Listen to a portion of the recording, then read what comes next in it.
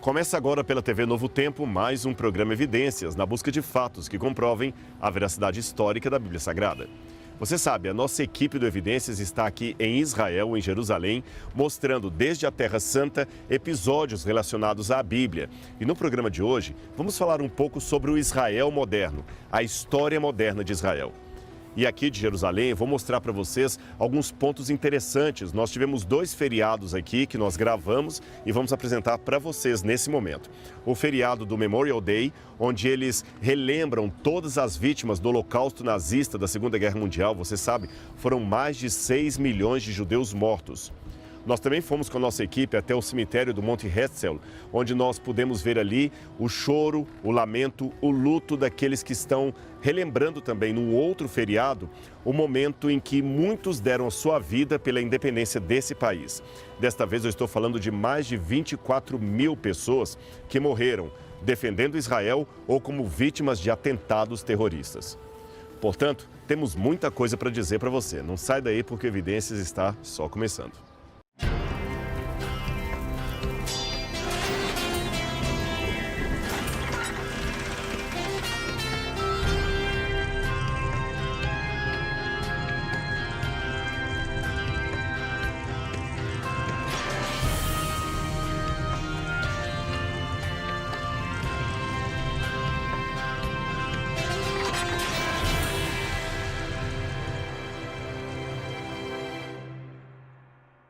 De volta com o programa Evidências, aqui de Israel para você no Brasil, dando muitas informações sobre a Terra Santa e a sua relação com a história da Bíblia. Mas se você está gostando do conteúdo, vai gostar mais ainda, sabe por quê?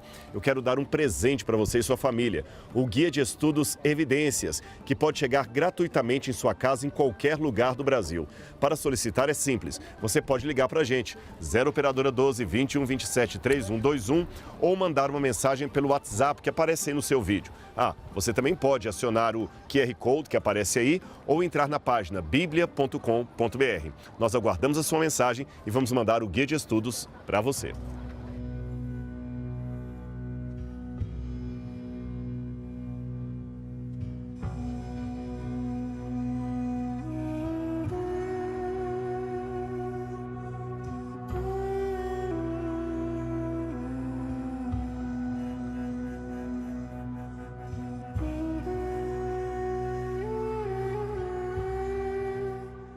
Quando você vem aqui a Jerusalém, você tem normalmente a nova cidade de Jerusalém e aquela que é chamada de a cidade velha de Jerusalém.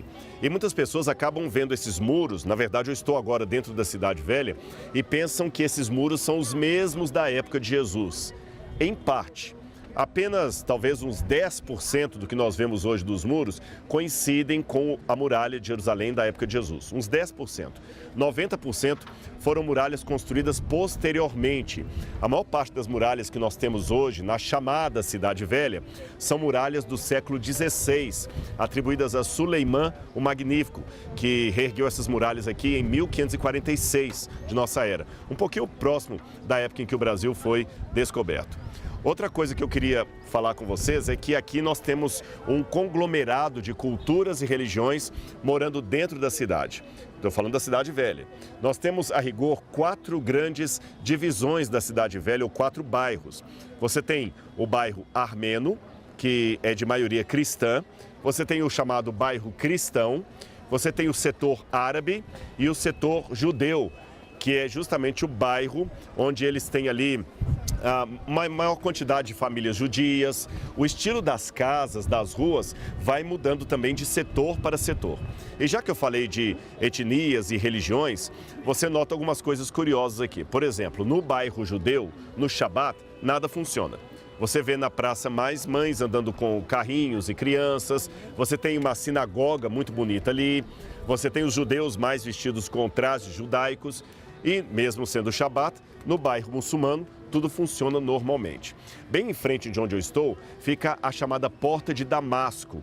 Aliás, esta porta, ela dá em direção à Síria e à cidade de Damasco. foi por aqui que o apóstolo Paulo saiu, quando ele foi em perseguição aos cristãos e no caminho de Damasco, ele acabou caindo e tendo aquela visão onde Cristo apareceu para ele, de acordo com Atos capítulo 9, versículo 6, quando Cristo pergunta: Saulo, Saulo, por que me persegues? Sim, nessa época ele ainda se chamava Saulo de Tarso, depois que ele vai mudar o seu nome para Paulo. Porém, a porta que hoje é chamada Porta de Damasco também é posterior à época do apóstolo Paulo. Aconteceu que durante a época de Suleimão Magnífico e outros que conquistaram a cidade de Jerusalém, como os otomanos, por exemplo, muitas portas acabaram tendo nomes bíblicos, mesmo que não tivessem relação direta com a Bíblia Sagrada. No caso da Porta de Damasco, embora a porta que nós tenhamos hoje seja posterior à época do Novo Testamento, posterior aos tempos bíblicos, há do lado dela uma porta da época do Segundo Templo, ou seja, por onde provavelmente Paulo saiu. Mas você tem aqui também uma porta que é chamada de Porta das Flores ou Porta Herodiana, que apesar do nome Porta Herodiana, não tem relação direta com Herodes. Foi construída muito depois. Nós temos a Porta Nova, que apesar do nome, data do século XIII. Então você vê que mesmo em se tratando de uma cidade que é chamada de Cidade Nova de Jerusalém, Cidade Velha, é uma cidade com mais tempo de existência do que a descoberta do Brasil. E ainda falando dos setores aqui da parte interna da Cidade Velha de Jerusalém, nós temos aqui à minha esquerda uma torre, que é o ponto mais alto dentro dessa cidade. Ela é chamada de a Torre do Redentor, porque ela pertence à Igreja Luterana, que também tem a sua representação aqui no setor cristão. Logo adiante da Torre do Redentor, você tem duas cúpulas de cor cinza que marcam a chamada Igreja do Santo Sepulcro. Nós não podemos afirmar que seria ali realmente o local da crucifixão de Cristo. O que eu posso dizer é que é uma tradição datada desde Helena, a mãe do Constantino, que ali teria sido o lugar do Santo Sepulcro, onde Jesus foi crucificado no Calvário, no Gólgota, e depois sepultado. A bem da verdade, na época de Jesus, essa igreja do Santo Sepulcro ficava fora dos muros da cidade, mas hoje ela está dentro da cidade. Nós não sabemos, eu repito, onde Jesus foi crucificado. Há essa tradição mais antiga, desde o IV século, período bizantino, que fala que teria sido ali. Há uma tradição de origem mais evangélica que aponta o Jardim do Túmulo, também próximo à Porta de Damasco, do lado de fora, e talvez possa ser até num terceiro lugar, que não coincida nem com o primeiro, nem com o segundo. Logo atrás de mim aqui, você tem aquela cúpula dourada, que é o cartão postal mais famoso de Jerusalém. Aquela cúpula é erroneamente chamada por alguns de a Mesquita de Omar. Só que ela não é mesquita e nem é de Omar, tá certo? Na verdade, o nome correto é Domo da Rocha. Domo da Rocha. Aquela cúpula, ela está exatamente sobre o Monte Moriá, onde Abraão levou Isaque para ser sacrificado. Foi justamente no local onde está aquela cúpula dourada que foi construído o primeiro templo por Salomão e o segundo templo na época de Zorobabel. Foi exatamente ali. O segundo templo que Jesus conheceu, que foi embelezado, segundo alguns, reconstruído por Herodes o Grande, aquele que Jesus conheceu, aquele templo no qual Jesus esteve, ficaria justamente onde está aquela cúpula dourada. Agora, hoje ali é um lugar, um santuário, eu posso dizer, muçulmano. Ela foi construída em 692 depois de Cristo e está de pé até hoje. Agora, uma coisa que intriga muitas pessoas que vêm aqui a Israel é o seguinte: nós sabemos que em 1948 foi fundado o Estado de Israel. E em 1967 houve a Guerra dos 6 Dias, quando os israelenses retomaram a cidade de Jerusalém.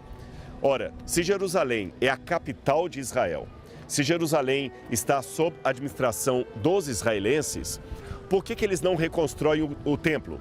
Por que eles não expulsaram os muçulmanos e deixaram o lugar ali para ser sagrado para os judeus? Por uma razão muito simples. Quando, depois da Guerra dos 6 Dias, vários generais, como Moshe Dayan e outros, estavam aqui retomando a cidade, Israel tinha muitas baixas. Não tantas baixas, proporcionalmente falando, como o exército dos muçulmanos, o exército da Jordânia, da Síria, por exemplo. mas havia baixas. Israel estava recém-saído de uma situação de holocausto. O holocausto nazista havia terminado há poucas décadas. Então o povo ainda estava fragilizado, sem muito recurso financeiro. Havia empresários americanos de outros países que ajudavam Israel na guerra, mas não era o suficiente. A Liga Árabe era muito mais forte. Então, assim que Jerusalém foi tomada, havia ameaça dos países muçulmanos, dos países árabes, entrarem numa conflagração militar e invadirem Israel. E talvez Israel não resistiria a uma entrada forte de todos os países muçulmanos. Então, a estratégia militar da época, liderada inclusive por homens, como eu falei, como Moshe Dayan, que é um herói de guerra aqui, foi a seguinte: vamos deixar que o Domo da Rocha continue sob a administração da Jordânia. Vamos dar um recado que nós respeitamos a religiosidade dos muçulmanos. Vamos também oferecer cidadania para todos os árabes que quiserem continuar vivendo em Israel, desde que respeitem as leis de Israel. E fazendo isso, o Domo da Rocha acabou ficando sob a administração do rei da Jordânia, que estabeleceu relações diplomáticas com Israel, e até hoje a Jordânia administra aquele local e Israel respeita aquele local como sendo um centro de visitação, de peregrinação dos muçulmanos. E ali fica cheio de pessoas, inclusive na época do Ramadã. Assim, os muçulmanos têm 3 lugares sagrados: Meca, Medina e Jerusalém, que também é um lugar sagrado para os judeus. E dessa forma, o lugar do antigo templo foi substituído pelo Kotel, onde fica o famoso Muro das Lamentações. Embora é bom eu explicar para vocês que esse título, Muro das Lamentações, não é necessariamente um título dos judeus. É um título que foi dado pelos cristãos ocidentais. Os judeus preferem chamar ali de Kotel, ou Muro Ocidental. Ali foi o local onde nós tivemos a oportunidade de testemunhar o dia do memorial daqueles que morreram vítimas de ataques terroristas ou também soldados que tombaram, dando a sua vida pela liberdade e pela independência de Israel. E todo o país continua tremendamente nacionalista, com muitos vínculos em relação à religião, à identidade judaica. Portanto, nós vemos não apenas a memória daqueles que tombaram pelos ataques terroristas, mas também de soldados que lutaram em várias guerras de Israel. Nós temos também um vínculo com aqueles que morreram no Holocausto e aqueles que ainda mantêm uma religião mais conservadora, sendo assim um símbolo claro da identidade israelense. Agora eu quero mostrar para você um momento que me emocionou muito aqui em Israel. Foi quando eles pararam para fazer um minuto de silêncio em memória das vítimas do Holocausto nazista da Segunda Guerra Mundial. Veja o que nossas câmeras testemunharam.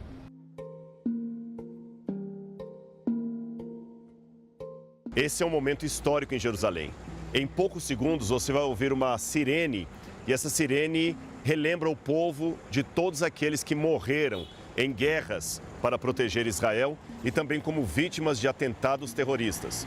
Quando a sirene soar, todos farão alguns minutos de silêncio em memória daqueles que morreram, dando a sua vida por esse país, por essa nação. O trânsito para, as pessoas entram em reverência e homenageiam os seus mortos.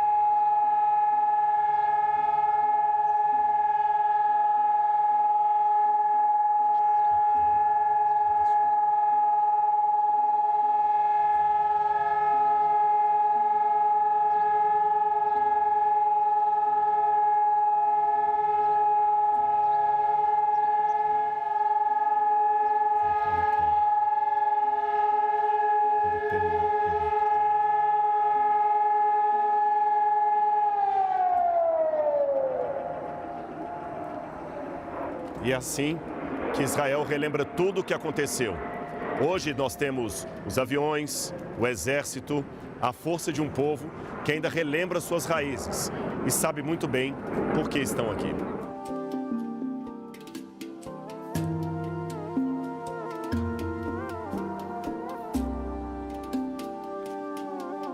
É muito interessante notar como os israelenses e o judaísmo, de um modo geral, procuram colocar sempre no dia a dia simbolismos que remetem à sua história, sua trajetória, suas origens.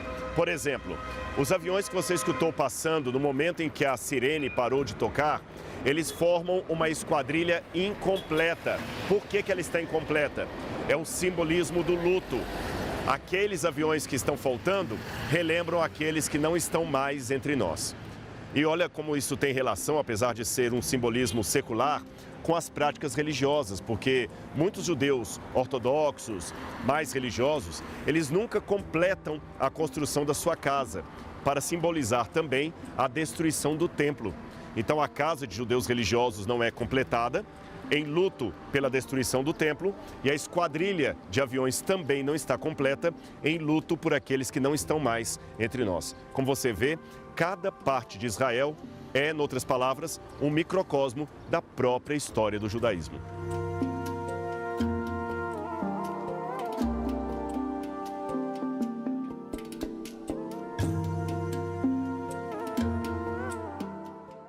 Emocionante, não é mesmo? Agora você vai ver emoção maior ainda quando nós tivemos a oportunidade de ir ao cemitério do Monte Herzl para ver as famílias ali ainda chorando, lamentando, demonstrando luto por vários amigos, parentes, vizinhos, conhecidos, enfim, que morreram em guerras para defender Israel ou como vítimas de atentado terrorista.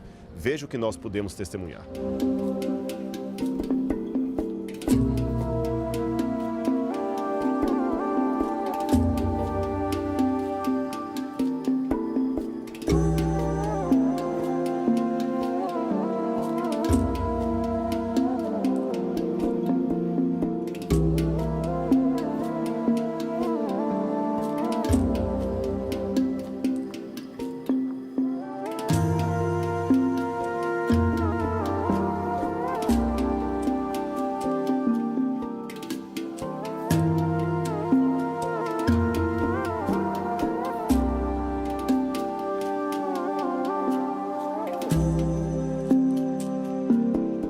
Aqui uma curiosidade para vocês em Israel, porque no Brasil, geralmente, quando vemos ambulâncias, elas trazem uma cruz, a cruz vermelha.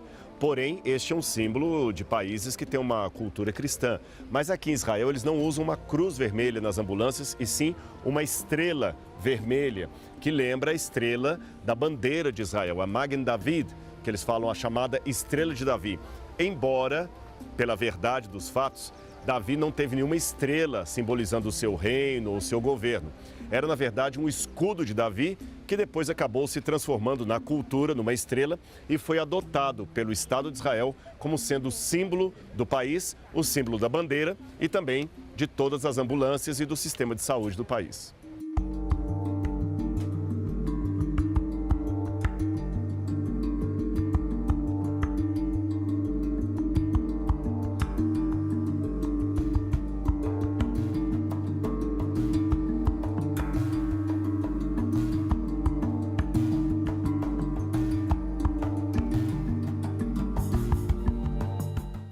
É interessante a mobilização e a união desse país. Hoje, como eu falei, é um dia de memória, é um dia de luto. Eu estou justamente nesse momento no cemitério Herzl, que é um cemitério militar aqui de Israel, ou de pessoas ligadas ao governo, à história da defesa do país. E você vê crianças, adultos, velhos, pessoas de todas as idades, e eles também se mobilizam com voluntários que distribuem água, pão. Ou seja, você vê aqui um colorido de pessoas que tem nesse dia um momento de lembrança, de marca da sua identidade como israelenses, como judeus. Uma cultura que realmente fascina quem é estrangeiro e vê pela primeira vez a cerimônia.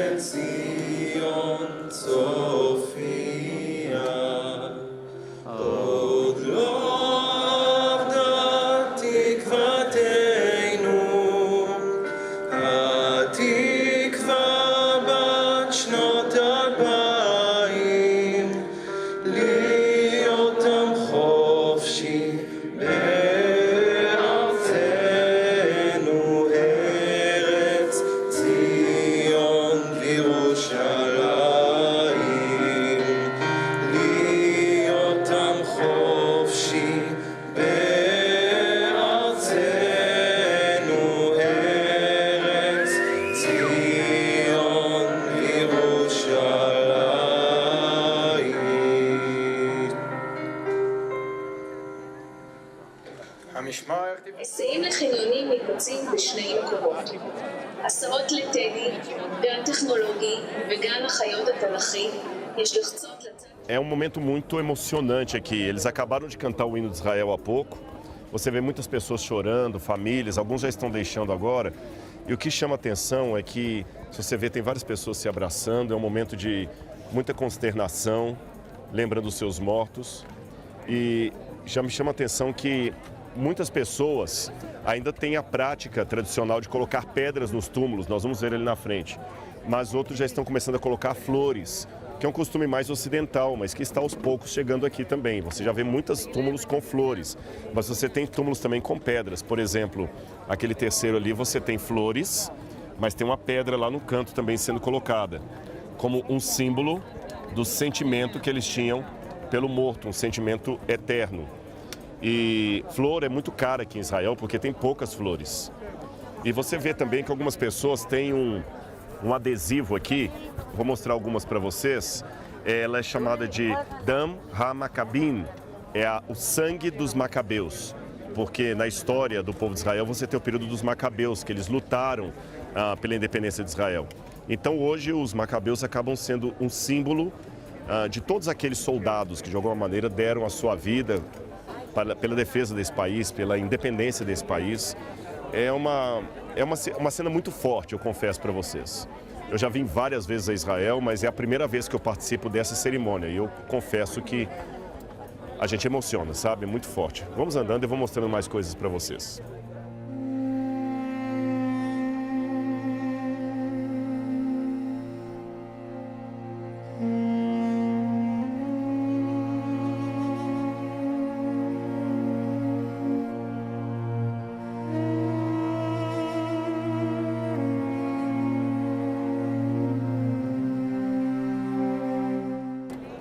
Eu recebi também um desses adesivos aqui do Dam HaMaccabim, que é o sangue dos macabeus que eu mencionei para vocês.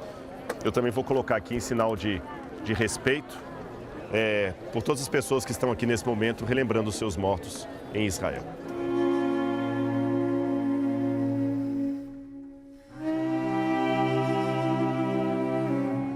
Apesar de ser uma cerimônia triste, que relembra mortos, é ao mesmo tempo bonito. Primeiro porque você vê a união do povo, como eu mencionei. Os anúncios constantes falando de famílias, como você está escutando aqui. Em alguns túmulos, como este aqui, que são guerras de vários períodos, você vê um desenho de uma criança com uma pedra e o desenho da bandeira de Israel. Esse aqui morreu mais ou menos uns 40 ou 50 anos, porque são guerras de vários períodos. Então essa criança pode ser um neto, ou quem sabe até um bisneto de quem estava sepultado aqui, demonstrando que ele morreu, mas a sua semente continua. Israel ainda está vivo.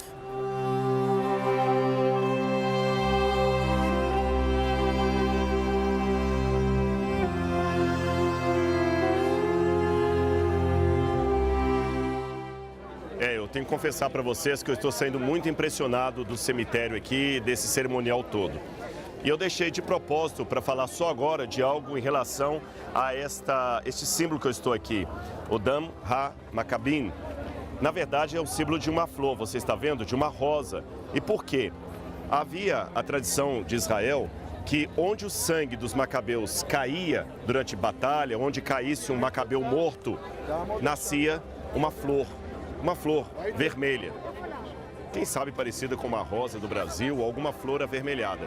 Então por isso que hoje uma flor vermelha, simbolizando o sangue dos macabeus e de todos aqueles que deram sua vida por Israel, é também um símbolo que eles colocam, distribuem aqui, e é com esse símbolo que eu saio respeitosamente desse lugar. São cenas muito bonitas e marcantes, não é mesmo? Sabe, quando a nossa equipe resolveu gravar mais uma vez aqui em Israel, a princípio era plano da TV Novo Tempo que fizéssemos apenas uma série de programas arqueológicos. Mas, pensando bem, por que não levar também para você, que assiste o programa Evidências, algumas informações do Israel moderno, respondendo a perguntas que muitos de vocês acabam fazendo através das redes sociais. Afinal de contas, quer se trate do Israel antigo ou do Israel de hoje, eu estou falando da Terra Santa, o local onde tudo aconteceu. Um retrato do passado, da nossa história, da história da redenção. Fique agora com essa canção hebraica que foi cantada justamente como forma de oração no Dia da Memória pelos Mortos.